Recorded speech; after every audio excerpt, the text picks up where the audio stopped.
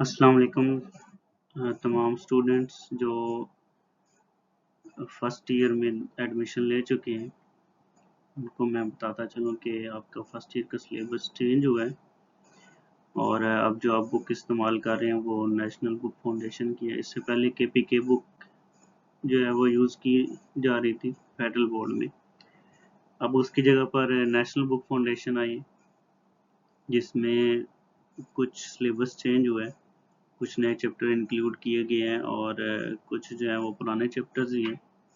Exercises भी change हुई हैं जिसमें अब इसमें टोटल 14 चैप्टर हैं। इससे पहले 10 चैप्टर होते थे।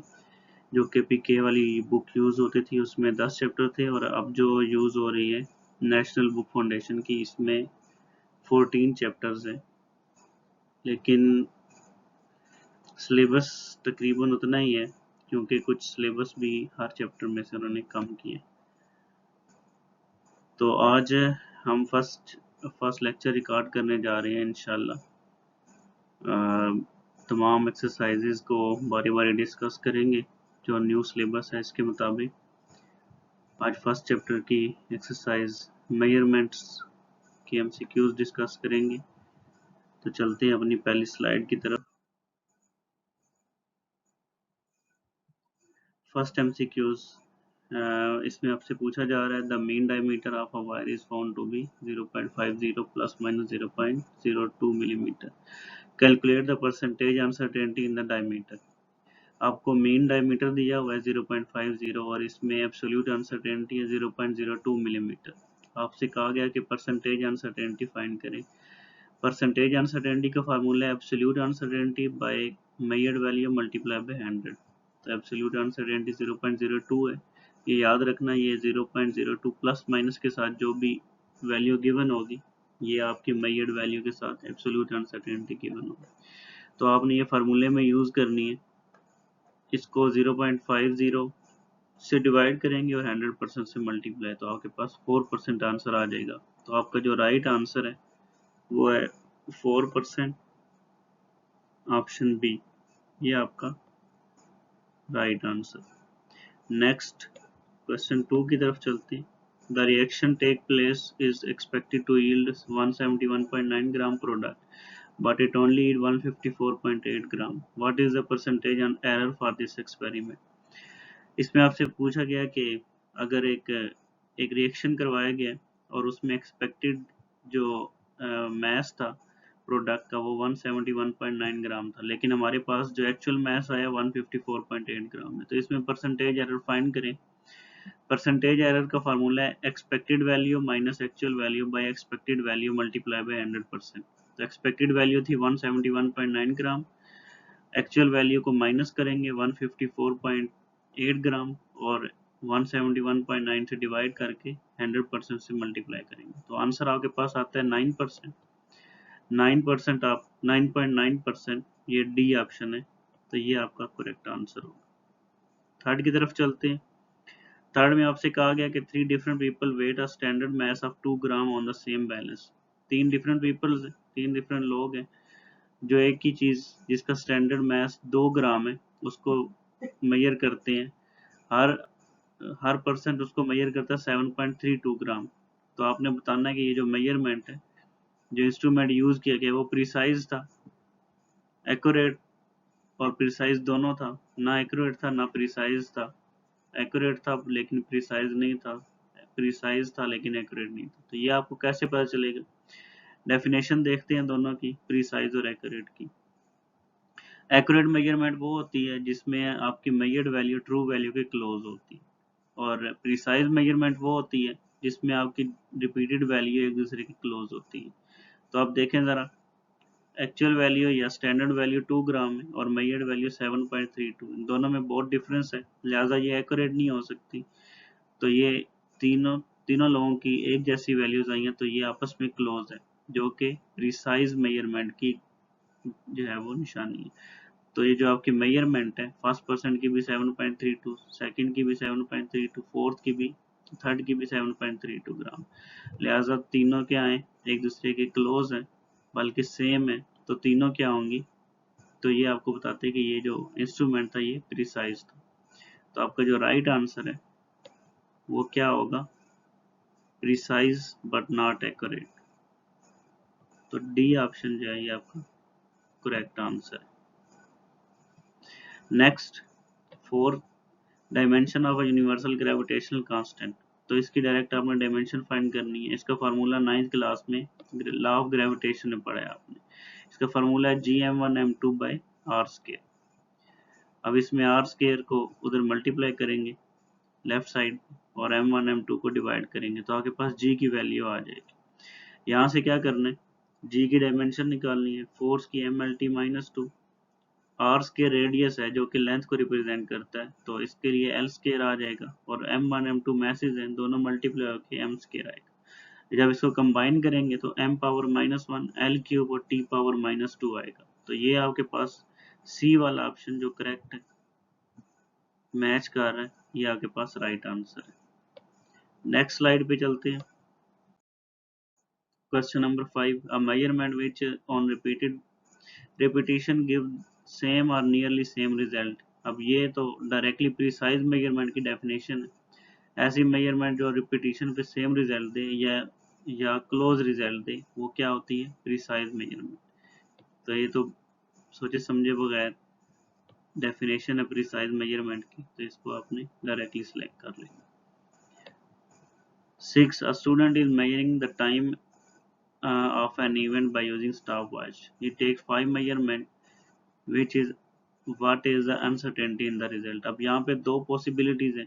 एक ये है कि आप टाइम अनसर्टेनिटी वाला फार्मूला यूज करें, लेकिन वो यहाँ पे एप्लीकेबल नहीं है क्योंकि उसमें आपको नंबर ऑफ वाइब्रेशन या नंबर ऑफ साइकिल और टोटल टाइम दिया जाता है। अब यहाँ पे डिफरेंट वैल्यूज हैं टाइम की, तो ये आपने एवरेज अनसर्टेनिटी निकालनी है। तो एवरेज फाइंड करेंगे पहले, यहाँ पे सोल्यूशन पे आते हैं, uncertainty in the average value. तो 5 की 5 वैल्यू को ऐड करेंगे, 5 से डिवाइड करेंगे, तो एवरेज टाइम क्या आ जाएगा, 3.1 सेकेंड। अब इसके बाद अनसर्टेनिटी हर एक वैल्यू में फाइंड करनी है, फिर उसकी एवरेज निकालेंगे। तो एवरेज अनसर्टेनिटी तमाम वैल्यूज में फाइंड करने का तरीका ये है कि जो आपके पास एवरेज वैल्यू आई है उससे हर वैल्यू को माइनस करेंगे बारी बारी। तो टी प्राइम माइनस T1 से आपके पास फर्स्ट अनसर्टेनिटी आ जाएगी डेल्टा T1।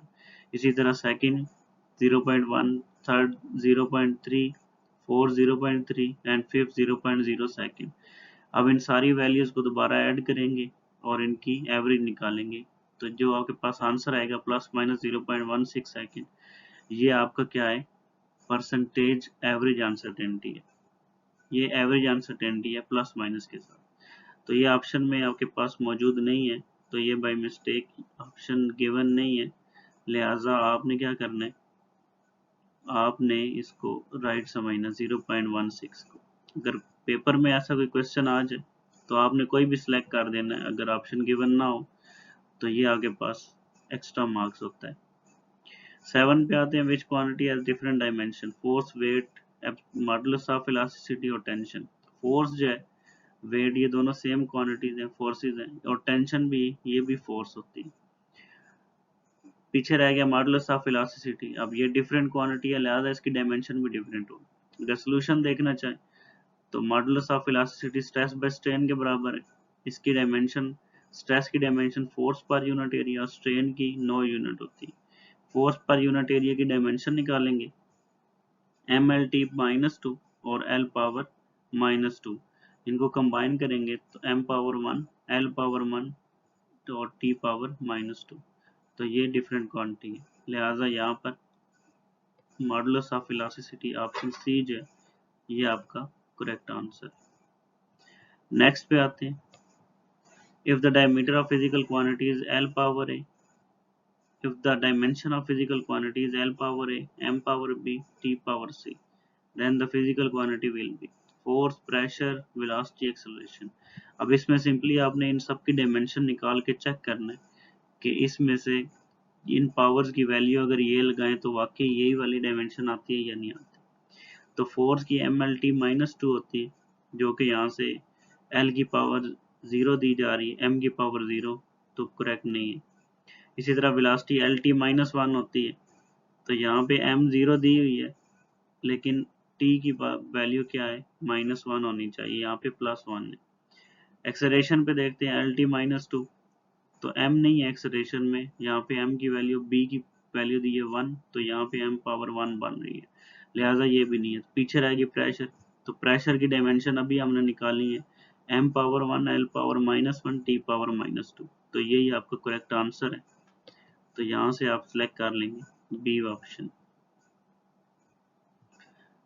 इसके बाद 9 है, order of magnitude 10 power 6 plus 10 power 3। अब याद रखना अगर 10 की पावर की वैल्यूज हो और ऐड हो रही हो तो आपने आंसर में जो ऑर्डर आएगा वो हमेशा बड़ी वैल्यू का होगा। अगर आप चेक करना चाहें तो आप इनको सिंपल स्टैंडर्ड फॉर्म में लिखे, 10 पावर 6 को 1 के आगे 60 प्लस 1 के आगे 30, 10 पावर 3, इनको ऐड करेंगे 100, 1000। इसकी जो पावर के फॉर्म में लिखें इसको साइंटिफिक नोटेशन में, तो ये क्या बन जाएगा 1.00 मल्टीप्लाई 10 पावर 6। तो ऑर्डर आंसर क्या आया 6, लिहाजा ये आपके पास सी ऑप्शन करेक्ट होगा, 10 पावर 6 ही इसका ऑर्डर होगा। अगर डायरेक्टली याद रखना है तो आपने याद रखना है कि 10 पावर 6 बड़ी वैल्यू है, बड़ा ऑर्डर है, तो यही आंसर का भी ऑर्डर होगा। लास्ट पे आपसे कहा गया कि नीचे कुछ फार्मूले दिए हुए और कहा गया कि इसमें से स्पीड ऑफ ओशन वेव बताएं क्या है, और v स्पीड को रिप्रेजेंट कर रहा है, g gravitation acceleration, lambda wavelength, rho density को, और h जो है वो डेप्थ को। सिंपली आपने इसमें क्या करना है, आपने इसमें v is equal to under root lambda g और v is equal to rho g h, v is equal to g h over lambda, आपने इनकी डायमेंशनली करेक्टनेस चेक करनी है, यानी होमोजेनिटी चेक करनी है। जिस इक्वेशन की होमोजेनिटी जो है वो प्रूव हो जाए वो इक्वेशन करेक्ट होगी।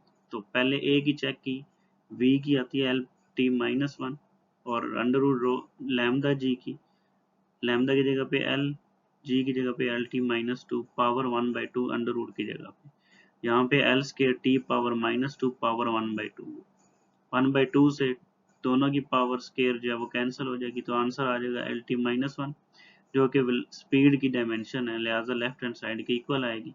तो आपके पास जो करेक्ट आंसर आ रहा है वो है v is equal to under root lambda G, first वाला, ये आगे पास करेक्ट आंसर। तो ये थे पहले चैप्टर के एमसीक्यूज जो सॉल्यूशन के साथ एक्सप्लेन किए हैं। अगर कोई बात समझ नहीं आती तो कमेंट सेक्शन में ज़रूर बताइएगा। इंशाल्लाह मिलते हैं नेक्स्ट वीडियो में और फर्स्ट चैप्टर की शॉर्ट क्वेश्चन डिस्कस करेंगे। अल्लाह हाफिज़।